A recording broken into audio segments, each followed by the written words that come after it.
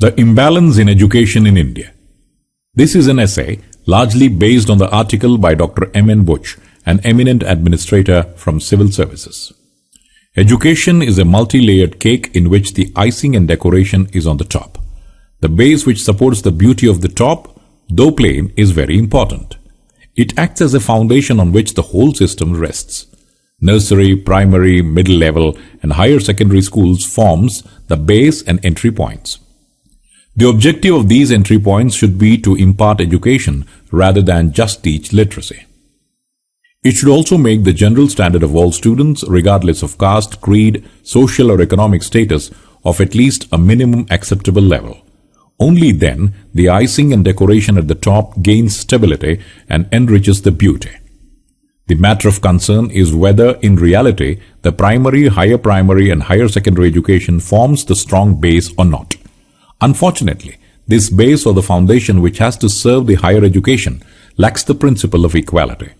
Public and private education generates a huge gap of learning opportunities. The standard of government, panchayat and municipal schools is extremely bad and discouraging. It is the place meant only for less fortunate. Whereas in the American public school system, there is a degree of equality. The vast majority of children study in public domain schools. Hence, the average American child has access to a fairly good quality school from the earliest age without discrimination. Despite the Right to Education Act, Sarva Shiksha Abhiyan, and such other welcoming policies, the difference between rural schools and urban schools is increasing. The state of infrastructure and human resource is disheartening. Committed and passionate teachers to arouse the curiosity of children are very few.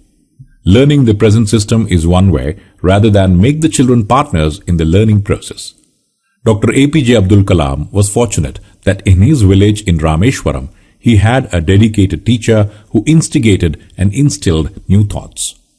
It led Dr. APJ to become a great scientist and eventually the President of India. Today in rural areas, there is need of such teachers to imbibe in the children a desire for education.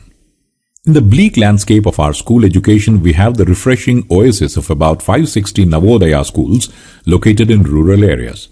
It is a gateway for rural children with a decent physical and educational infrastructure.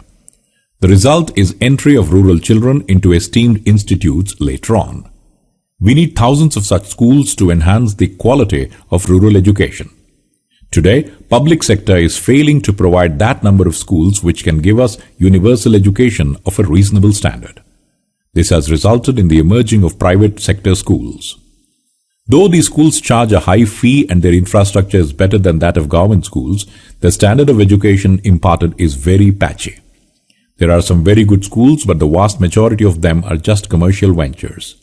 They only impart a degree of literacy which can lead to a higher secondary certificate. The present situation makes one realize that our good schools are ideal, average schools are mediocre, and the least government or private school is in the depths of despair. As can be seen on this huge, unstable, unanchored foundation of schools, the cream of the education is being built. No doubt it is liable to collapse. The existing apex institutes like Indian Institutes of Science, Education and Research, the Indian Institutes of Management, the Indian Institutes of Technology, the Indian Institutes of Information Technology, the National Institutes of Technology, and central universities cannot alone serve the purpose until the foundation is intact. It is because, by simple logic, a mountain top is only as stable as the base of the mountain, and if that base is flawed, the mountain can topple any time. With the base, the state universities are also important as they form the ground floor. Except few, many are at the last rung of the ladder.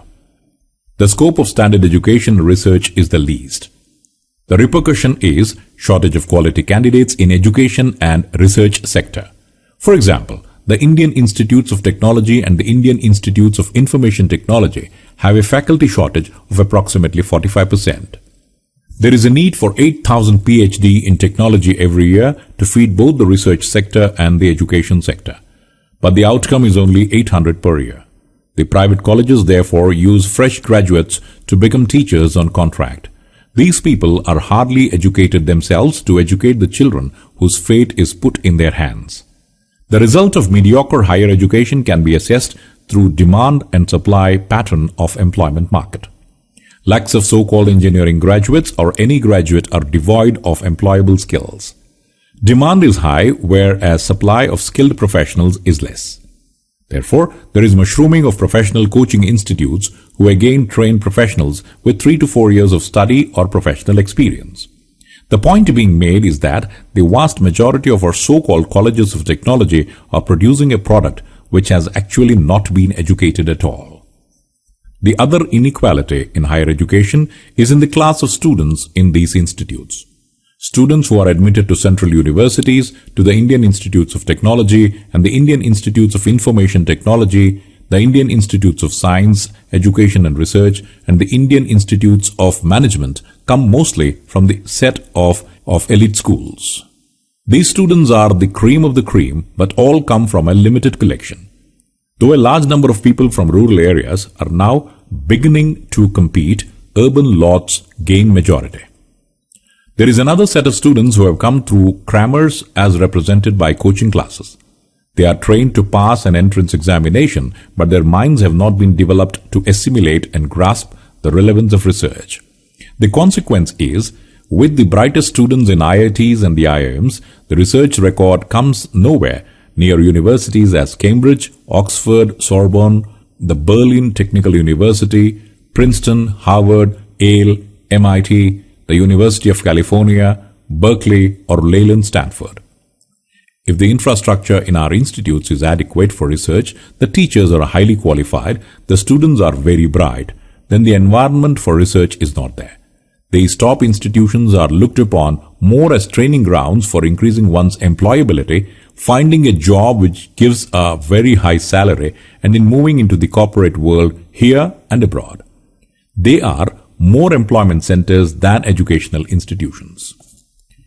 We need to strengthen our entire system of technical education to achieve both potential and objective of apex institutes.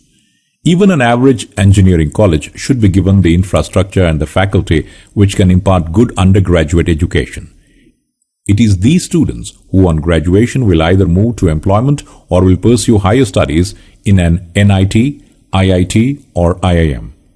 These apex institutes could then become vibrant centers of academic activity and research.